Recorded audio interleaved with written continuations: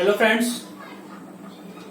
जितने भी जो प्लांट्स हैं, एनिमल्स हैं, वह कोशिका से मिलकर बने होते हैं। अतः कोशिका जीवों की एक संरचनात्मक इकाई होती है और कोशिका की खोज किसने की थी? रॉबर्ट हुक ने की थी। कोशिका के सिंपल जो कोशिका की संरचना का अगर हम अध्ययन करते हैं, एक कोशिका का अगर हम चित्र बनाए, डायग्राम द्वारा दिखाएं, तो इस प्रकार की एक साधारण सी संरचना से हम देख सकते हैं कि जितने भी जो प्लांट सेल्स होते हैं, पादप कोशिकाएं होती हैं, पादप कोशिकाओं में सबसे बाहर जो झिल्ली होती है वो सेलोल होती है, कोशिका दिखती है। उसके अंदर होती है प्लाज्मा मेम्ब्रेन,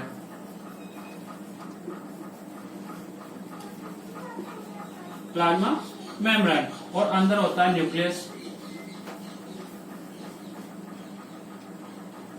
न्यूक्लियस, और ये बीच में इस प्रकार से ये साइटोप्लाज्म पाया जाता है। इस प्रकार की ये सेल होती है, कोशिका होती है। ये जो कोशिका है, कोशिका जैसे सबसे बाहर जो प्लांट सेल्स हैं, प्लांट सेल में सबसे बाहर क्या पाए जाते हैं? कोशिका भित्ति। जबकि जो जंतु कोशिकाएं होती हैं, उन जंतु कोशिकाओं में सेल वॉल नहीं पाई जाती। अतः सेल वॉल जो कोशिका भित्ति है, कोशिका भित्ति के आधार पर ही हम जंतु कोशिका और पादप कोशिकाओं में अंतर कर सकते हैं।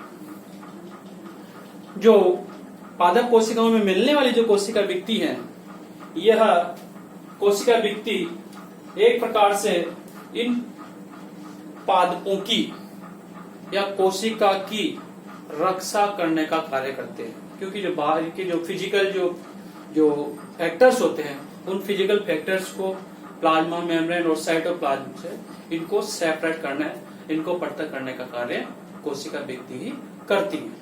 कोशिका भित्ति की उपस्थिति, कोशिका भित्ति कहाँ कहाँ पर पाई जाती है? पादप कोशिकाओं में कोशिका भित्ति पाई जाती है।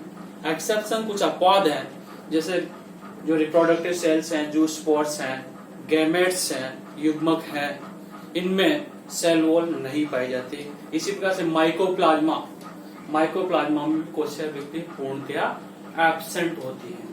इसके अलावा जो बैक्टीरिया है, उन बैक्टीरियाओं में स्पेसिफिक सेल वॉल प्रेजेंट होती है।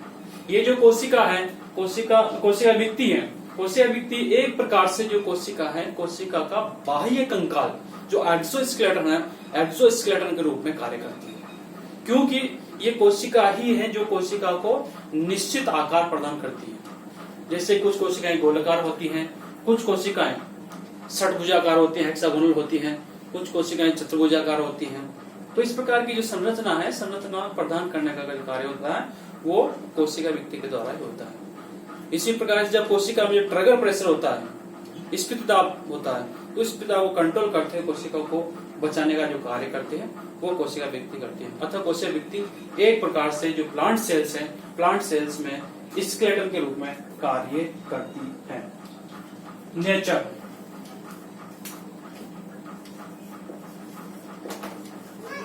Nature of cell wall. कोशिका भित्ति की प्रकृति क्या होती है, कैसी होती है कोशिका भित्ति? एक तो पहला तो जो कोशिका भित्ति है, कोशिका भित्ति का निर्माण कैसे होता है? कोशिका भित्ति का निर्माण होता है प्लाज्मा मेम्ब्रेन के सीक्रेशन से। जो जीवद्रव्य झिल्ली होती है, जीवद्रव्य झिल्ली के जो स्रावी पदार्थ हैं, उन स्रावी पदार्थों के माध्यम से कोशिका भित्ति का निर्माण होता है।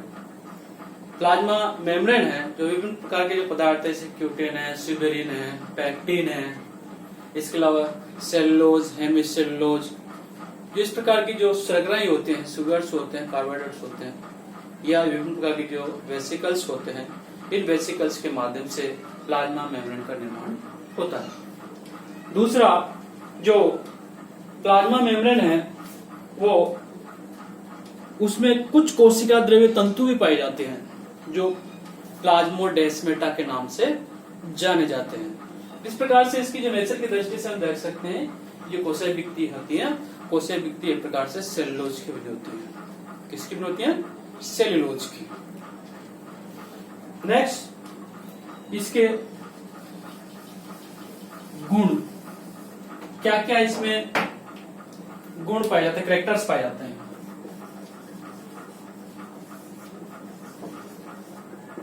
कोशिका भित्ति में क्या क्या कैरेक्टर पाए जाते हैं? जैसे कोशिका भित्ति लचीली होती है, फ्लेक्सिबल होती है।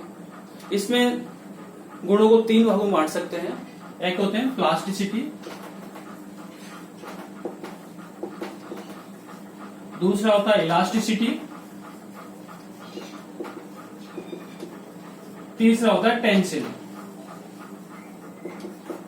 इन तीनों टर्म्स को हम समझते हैं। प्लास्टिसिटी होती है जब कोशिका में द्वितीय भित्ति का निर्माण हो जाता है और कोशिकाएं जब परिपक्व हो जाती है, तो परिपक्व होने के बाद में कोशिका एक निश्चित आकार प्राप्त कर लेती है। उसमें सुगठियता का गुण आ जाता है, उसमें प्लास्टिसिटी का गुण आ जाता है और कोशिका एक निश्चित आकार प्राप्त कर लेती है। तो ये जो गुण होता है वो प्लास्टिसिटी होती है। दूसरा होता है इलास्टिसिटी, प्रत्यास्थता। जब कोशिका में ट्रिगर प्रेशर बढ़ता है तो ट्रिगर प्रेशर बढ़ने के कारण से क्या होता है, कोशिका का आकार फूल जाता है, बड़ा हो जाता है और वापस कम होने के बाद कोशिका आकार वापस अपना नॉर्मल अवस्था में होता है। इस प्रकार से ये एक प्रकार से अस्थायी परिवर्तन होते हैं। जो इलास्टिसिटी है कोशिका में होने वाले अस्थायी परिवर्तन है, जबकि प्लास्टिसिटी क्या होता है, कोशिका में होने वाले स्थायी परिवर्तन होते हैं। तीसरा होता है टेंसिल, तनन सामर्थ्य। क्योंकि कोशिका जो भित्ति है, कोशिका भित्ति लचीली होती है और लचीली होने के साथ साथ उसमें यांत्रिक गुण आ जाते हैं। जो विभिन्न प्रकार के जो बाह्य दाब होते हैं, उन बाह्य दाब के प्रति उस कोशिका है जो उस पादप को क्या दृढ़ता प्रदान करती है। एक प्रकार से उसमें यांत्रिक शक्तियां उसमें आ जाती हैं। ये जो गुण होता है वो टेंसिल गुण होता है और एक प्रकार से जो पादप है उसको टूटने से बचाने का कार्य ये करती है। ठीक,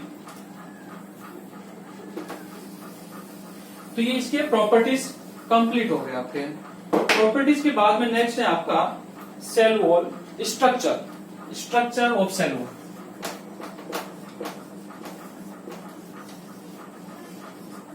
स्ट्रक्चर ऑफ सेल वॉल,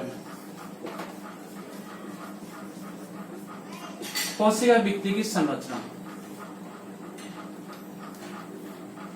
कोशिका भित्ति की संरचना को समझाने के लिए विभिन्न प्रकार के वैज्ञानिकों द्वारा अलग अलग अपने अपने वक्तव्य दिए गए और सामान्यतः माना जाता है कि जो कोशिका भित्ति होती है वो 3 लेयर की बनी होती हैं। 3 उसमें इस तरह वहां पर पाए जाते हैं, ट्राई लेयर होती है।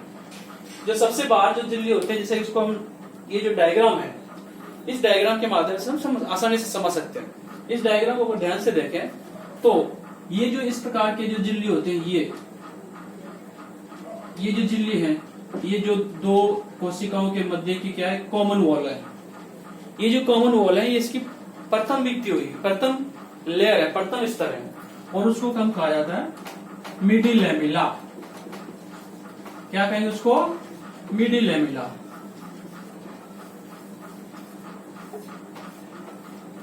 मध्य पटलिका, ये जो मध्य पटलिका है, इस मध्य पटलिका का निर्माण जब कोशिका द्रव्य का जब सेल डिवीजन होता है, कोशिका विभाजन होता है, कोशिका विभाजन के बाद में साइटोकाइनेसिस की जो प्रोसेस होते हैं, कोशिका द्रव्य विभाजन की जो प्रक्रिया होती है, वहां पर भी इस प्रकार की जो लेयर है उसका निर्माण हो जाता है।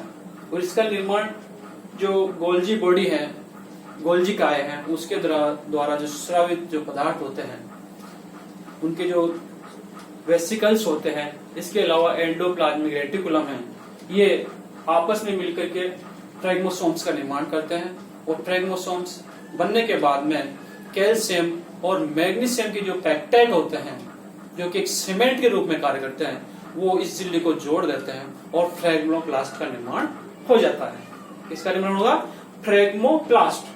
तो फ्रेगमोप्लास्ट बनने के बाद में ये झिल्ली कंटिन्यू हो जाती है और लेयर कंटिन्यू हो जाती है और एक प्रकार से 2 कोशिकाओं के मध्य एक कॉमन लेयर का निर्माण होता है और उसको हम कहते हैं मिडिल लैमेला। मिडिल लैमेला में क्या क्या पाए जाएंगे, पैक्टिन है, पैक्टिक एसिड्स हैं, पैक्टिक साल्ट है, कैल्शियम मैग्नीशियम के जो पेप्टाइड होते हैं वो इसमें पाए जाते हैं। इस प्रकार से मिडिल लैमेला का निर्माण होता है। और इसके बाद जो सेकेंडरी जो लेयर आएगी, दूसरी जो स्तर है, उसको कहा जाता है प्राइमरी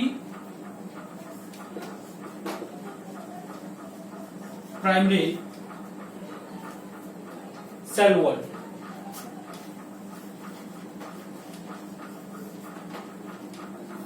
प्राथमिक कोशिका भित्ति। ये जो प्राइमरी जो सेलुल होती है, कोशिका भित्ति होते हैं, इस प्राथमिक भित्ति का निर्माण होता है जहां पर आप मिडिल लेमिला देख रहे हो आप, ये मिडिल लेमिला है। इस मिडिल लेमिला के अंदर की ओर जो भित्तियां बनना प्रारंभ होते हैं वो पतली भित्तियां होती हैं, और जो प्राइमरी स्टेज में जो बनने वाली जो भित्तियां होती हैं वो प्राथमिक भित्तियां कहलाती हैं। ये जो प्राथमिक भित्तियां होते हैं केमिकल रूप से इनमें हेमिसेलुलोज होता है, सेल्यूलोज होता है, और कुछ मात्रा में पैक्टिन भी इसमें पाया जाता है। दूसरा जो प्राइमरी वॉल होते हैं, प्राइमरी जो लेयर होते हैं सेल वॉल की, ये पतली होती है, लचीली होती है। कुछ एक्सेप्शन होते हैं, अपवाद होते हैं, जैसे मान लीजिए खजूर है। खजूर में क्या होता है, वहां पर इसमें कुछ मतलब कुछ मतलब पोषक पदार्थ वहां पर जम जाते हैं और वहां उसकी भित्ति क्या होते हैं, कभी कभी मोटी हो जाती है। तो इस प्रकार से प्राइमरी सेल वॉल का निर्माण होता है। सेकंड जो थर्ड जो लेयर है सेकेंडरी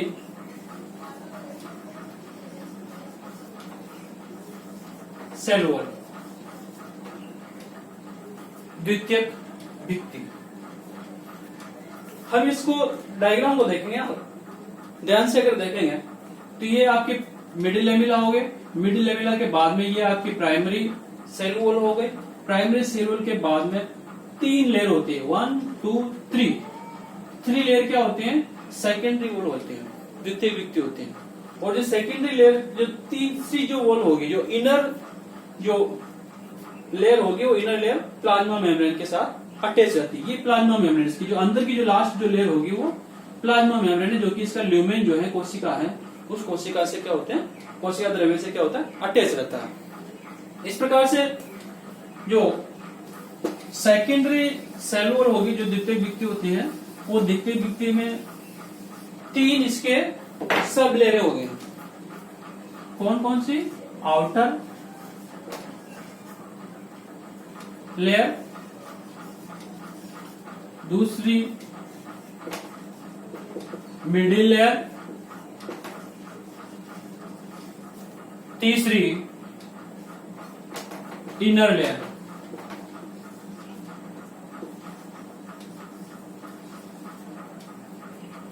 ठीक, तो इस प्रकार से जो द्वितीय भित्ति होते हैं तो सबसे मोटी होते हैं, 3 लेयर में बटी रहते हैं। इस प्रकार से जो अधिकांश वैज्ञानिक मानते हैं कि जो कोशिका भित्ति है, कोशिका भित्ति की जो संरचना है 5 लेयर होते हैं, 5 भागों में 5 स्तरों से बनी होती है।